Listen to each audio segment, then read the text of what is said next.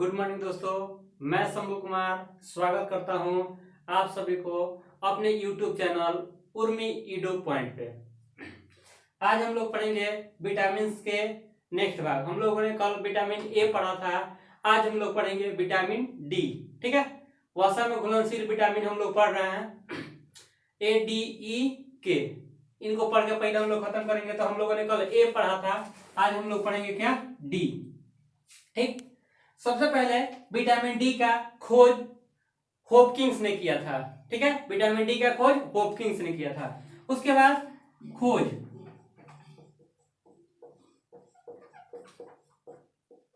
Hopkins, उसके बाद vitamin D का रासायनिक नाम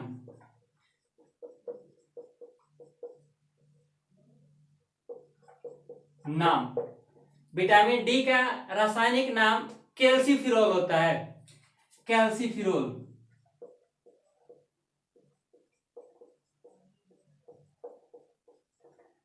विटामिन डी का रासायनिक नाम कैल्सीफिरोल होता है। ठीक है, अब कैल्सीफिरोल का सामान्य सूत्र C28H44O।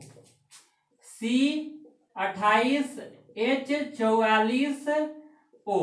ठीक है, ये क्या है, सूत्र है।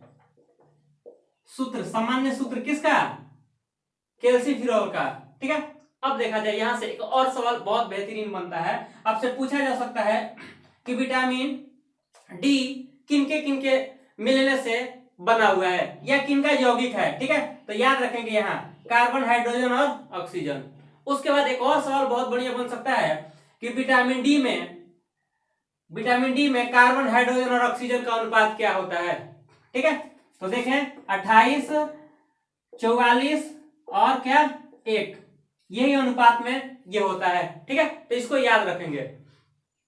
ठीक है, अब आते हैं विटामिन डी के कमी से होने वाले रोग। तो देखा जाए विटामिन डी के कमी से, जब बच्चों में विटामिन डी की कमी होती है तो वहां रिकेट्स रोग होता है। रिकेट्स, इसको सूखा रोग भी बोला जाता है। ठीक है, बच्चों में जब कमी होगा, बच्चों में तो क्या रोग होगा, रिकेट्स रोग होगा। और वही जब वयस्कों में इसकी कमी होती है तो वो रोग होता है ओस्टियोमेलेसिया। यहां लिख दे रहे हैं ओस्टियोमेलेसिया। ये रोग होता है किसमें, वयस्कों में रोग होता है। किसकी, जब विटामिन डी की कमी होगी तब। ठीक है,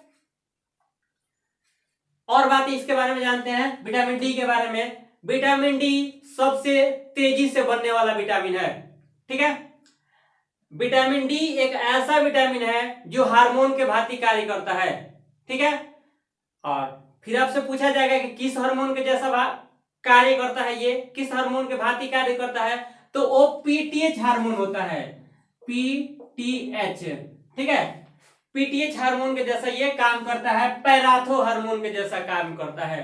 ठीक है, और पैराथो हार्मोन का भी काम हड्डी से संबंधित है। ये हड्डी को मजबूत करने में, हड्डी को विकसित करने में ये काम करता है। और विटामिन डी भी बता देते हैं, विटामिन डी भी हड्डी के लिए आवश्यक होता है। ठीक है, ये सूर्य के प्रकाश में पाया जाता है। और जब हमारे त्वचा पे पड़ता है, जब सूर्य का प्रकाश हमारे त्वचा पे पड़ता है तो हमें विटामिन डी की प्राप्ति होती है। ठीक है, जिससे हमारे हड्डी क्या होते हैं, मजबूत होते हैं। आप लोग देखे होंगे जब बच्चा छोटा होता है तो घर की दादी लोग उसके शरीर में तेल लगाने का काम करती है। कहाँ, सूर्य के प्रकाश में।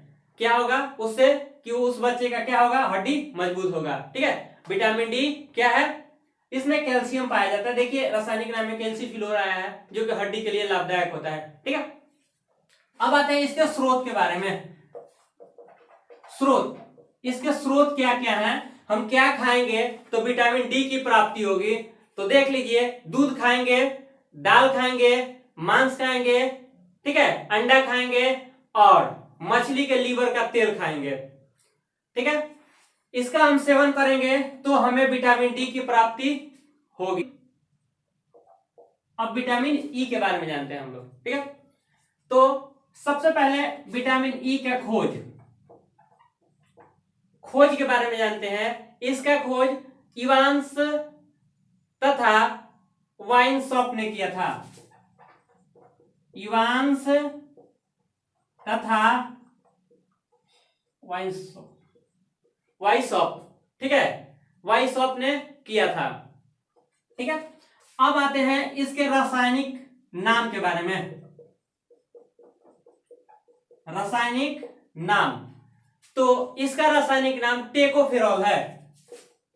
टेकोफेरॉल है, ठीक है। इसका रासायनिक नाम टेकोफेरॉल है। अब इसका सामान्य सूत्र, ठीक है, किसका, विटामिन ई का या टेकोफेरॉल का, ठीक है। तो C29H50O2, C29H50O2 क्या है, इसका रासायनिक सूत्र है। सामान्य सूत्र का ये या रासायनिक सूत्र, ठीक है। किसका, विटामिन ई का रासायनिक सूत्र है या टेकोफेरॉल का रासायनिक सूत्र है, ठीक है। रासायनिक नाम टेकोफेरॉल है और उसका सूत्र क्या है, C29H50O2, ठीक है। आगे देखते हैं। अब यहां से भी सवाल बहुत अच्छा बनता है, पूछा जा सकता है कि विटामिन ई किसके किसके मिलने से बना हुआ है या किसका यौगिक है, तो कार्बन, हाइड्रोजन और ऑक्सीजन। पूछा जा सकता है कि विटामिन ई के निर्माण में कार्बन, हाइड्रोजन और ऑक्सीजन का अनुपात क्या होता है, तो 29:15+2 इसी अनुपात में यह रहता है, ठीक है। अब देखा जाए, अनुपात की बात हो गई, ठीक है। अब आगे देखते हैं हम लोग कमी। जब विटामिन ई की कमी हो जाएगी तब क्या होगा, तो देखा जाए विटामिन ई की कमी यदि पुरुषों में होती है तो पुरुषों में नपुंसकता रोग होता है, ठीक है। तथा यदि विटामिन ई की कमी महिलाओं में होती है तो महिलाओं में बांझपन होता है, ठीक है, ठीक। अब देखा जाए, कुछ और बात जान लेते हैं विटामिन ई के बारे में। विटामिन ई प्रजनन का विटामिन है, ठीक है। विटामिन ई प्रजनन का विटामिन है। विटामिन ई सौंदर्य का विटामिन है। जो भी व्यक्ति विटामिन ई वाले स्रोत का सेवन करता है तो वो हमेशा सुंदर दिखेगा, ठीक है। इसलिए इसे क्या कहा जाता है, सौंदर्य का विटामिन कहा जाता है, ठीक है। तीसरा नंबर, यह जीवाणुता रोधी विटामिन है।